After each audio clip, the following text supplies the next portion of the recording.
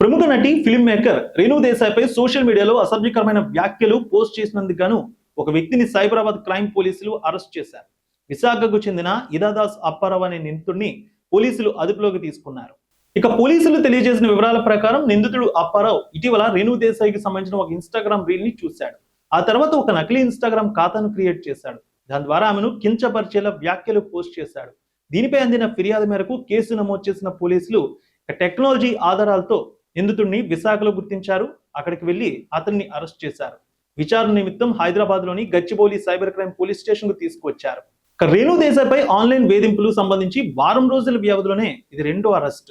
So ఇదే ఇప్పుడు అందరూ కూడా మాట్లాడుకుంటున్నారు. కొద్ది రోజుల క్రితమే గుంటూరుకు చెందిన మరో వ్యక్తిని కూడా ఇదే తరహా కేసులో అరెస్ట్ చేశారు పోలీసులు. ఈ సందర్భంగా సైబర్ క్రైమ్ పోలీసులు సోషల్ మీడియా వినియోగదారులకు కీలక సూచనలు చేశారు.